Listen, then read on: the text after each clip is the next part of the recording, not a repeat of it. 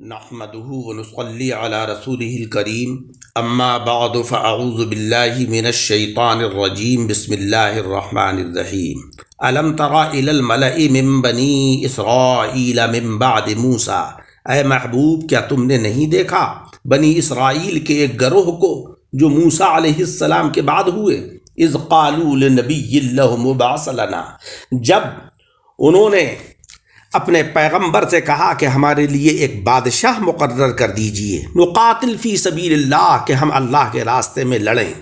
قال هل عصیتم ان کتب علیکم القتال الا تقاتلوا، اللہ کے نبی نے فرمایا کہ کیا تمہارے انداز ایسے ہیں کہ تم پر جہاد فرض کیا جائے تو پھر نہ کرو؟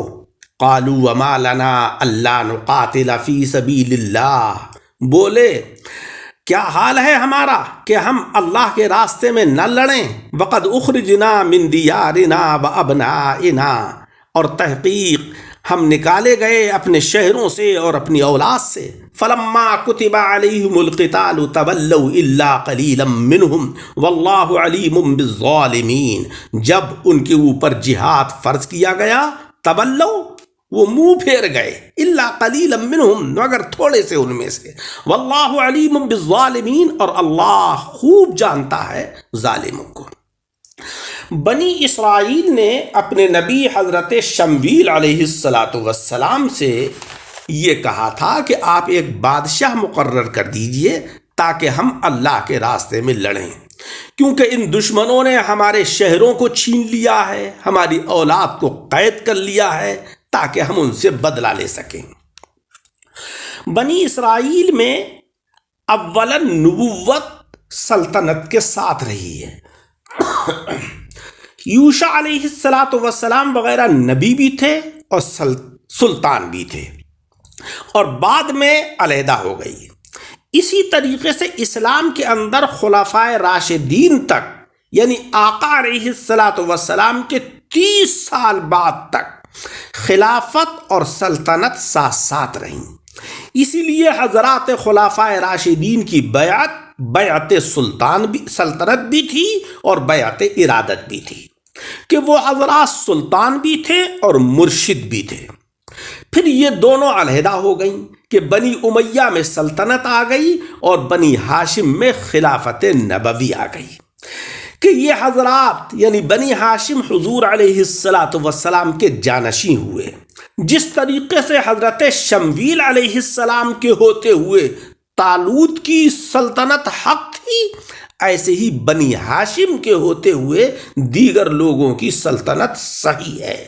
چنانچہ حضرات حسنین کریمین اور دیگر بنی ہاشم نے حضرت امیر معاویہ رضی اللہ تعالیٰ عنہ سے جنگ نہیں کی، ان کی سلطنت مان لی رضی اللہ عنہم اجمعین۔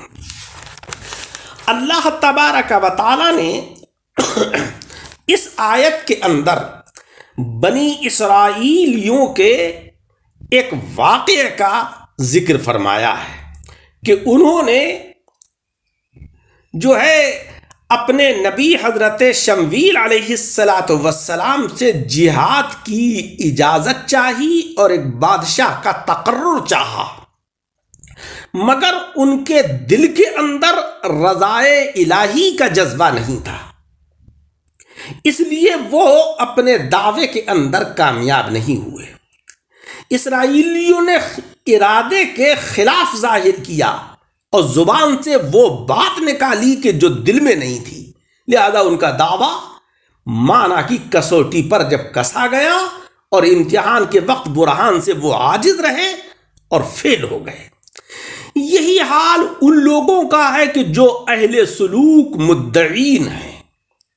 یہ راستہ وہ طے کر سکتا ہے جس کے پاس الفاظ کم ہوں، معنی زیادہ ہوں، عمل زیادہ ہو اور دعویٰ جو ہے وہ کم ہو۔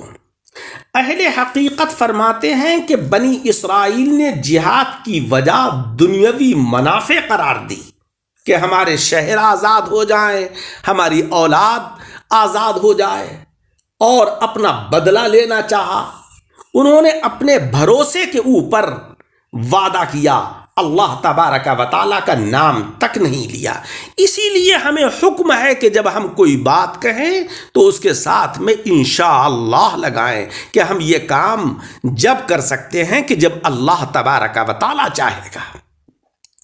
مشیت پروردگار کے اوپر اپنے اس عمل کو موقوف کر دیں تو اللہ تبارک و تعالیٰ اس کام میں کامیابی عطا کرتا ہے۔ بنی اسرائیل نے اپنے عمل کو مشیت رب تبارک و تعالیٰ پر موقوف نہیں کیا، ذات پروردگار پر بھروسہ نہیں کیا، اس لیے وہ کامیاب نہیں رہے۔ اگر وہ یہ کہتے ہم کیوں نہیں جہاد کریں گے، ان منکرین نے تو رب تبارک و تعالیٰ کی نافرمانی کی ہے، اللہ کے شہر ویران کیے ہیں، اللہ کے بندوں کو پریشان کیا ہے، اور انشاءاللہ ہم ضرور ان سے جہاد کریں گے تو ضرور فتح پاتے۔ دیکھو حضرت اسماعیل علیہ السلام نے حضرت ابراہیم علیہ السلام سے عرض کیا تھا، جس وقت اللہ تبارک و تعالیٰ نے قربانی کا حکم دیا کہ آپ اپنی سب سے محبوب چیز کو قربان کریں، ستجدنی انشاء اللہ من الصابرین، آپ مجھے اگر اللہ نے چاہا صبر کرنے والوں میں سے پائیں گے۔ اپنے بھروسے پر وعدہ نہیں کیا، رب تبارک و تعالیٰ کے بھروسے پر وعدہ کیا، اللہ رب العزت نے کامیابی عطا فرمائی۔ اسی طریقے سے جو کوئی سلوک کا راستہ طے کرنے کا اس لیے ارادہ کرے کہ دنیا والوں پر غالب رہے تو وہ ناکام رہے گا۔ آج کے دور میں بہت سارے اہل سلوک صرف اس لیے سلوک کا راستہ طے کرنے کی کوشش کرتے ہیں کہ دنیا والے ان کو مشائخ کہیں، پیر صاحب کہیں، نذرانے ملیں، لوگوں میں چرچا ہو، تو ان کی یہ طریقہ جو ہے وہ شریعت مطہرہ کے خلاف ہے۔ ہاں، اللہ کی رضا کے لیے، اللہ کے دین کی اشاعت کے لیے اگر وہ یہ کام کریں اور اس میں نیت یہ ہو کہ اللہ رب العزت ہمیں اور ہمارے متوسلین کو اپنا قرب عطا فرمائے تو یقیناً کامیابی ہوگی۔ دیکھو، اس گروہ بنی اسرائیل میں اللہ کے خاص بندے تھوڑے تھے، اگرچہ جہاد کے لیے جانے والے بہت تھے۔ ایسے ہی ہر جماعت میں اور ہر زمانے میں ہے کہ اعلیٰ چیز تھوڑی ہوتی ہے مگر رونق میں زیادہ ہوتی ہے۔ درختوں پر بور بہت آتا ہے مگر ان میں سے پھل تھوڑا بنتا ہے اور خراب زیادہ ہوتا ہے۔ اللہ کے راستے پر چل پڑنے والے بہت ہیں لیکن منزل تک پہنچنے والے تھوڑے ہیں، مگر وہ تھوڑے ان بہت سے زیادہ ہوتے ہیں۔ حدیث شریف میں ہے کہ بڑے گروہ کے ساتھ رہو، بڑی جماعت کے ساتھ رہو، اور بڑا گروہ وہی ہے کہ جو حق پر قائم رہے اگرچہ شمار میں وہ تھوڑا ہو۔ حضرت علی رضی اللہ تعالیٰ عنہ فرماتے ہیں کہ جو کوئی بغیر محنت و مشقت کے منزل تک پہنچنا چاہتا ہے وہ دھوکے کے اندر ہے، اور جو صرف مشقت ہی کو کامیابی کا ذریعہ جانتا ہے وہ بھی دھوکے میں ہے۔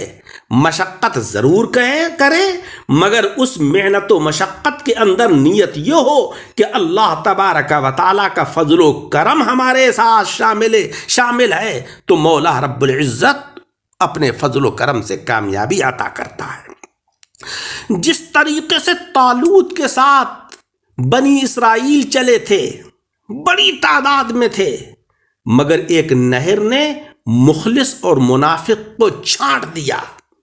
مخلصین تو آگے بڑھے، نہر کو پار کیا کہ ہم تو اللہ کے راستے میں نکلے ہیں، اللہ ہمیں کامیابی عطا فرمائے گا، اگر ہم ناکام بھی ہوئے تو وہ بھی ہماری حقیقت میں کامیابی ہے۔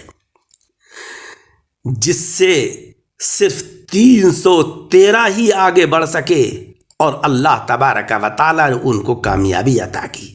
ایسے ہی کلمہ طیبہ لا الہ الا اللہ محمد الرسول اللہ پڑھنے والے اور اس کی تصدیق کرنے والے تو اربوں اور کروڑوں ہیں، مگر نزا اور خاتمے کی نہر جب سامنے ہو اور اس نہر سے جو بخیریت گزر جائے وہ بڑا خوش نصیب ہے اور وہی گزرے گا کہ جس پر اللہ جل شانہ و عم نوالہ کا کرم ہوگا۔ مولا تبارک و تعالی ہمیں عمل کی توفیق عطا فرمائے، آمین بجاہ النبی الکریم۔ درس کو سن کر احباب کے ساتھ شیئر کریں اور ہمارے یوٹیوب چینل دعوت حق درس قرآن کو سبسکرائب کریں۔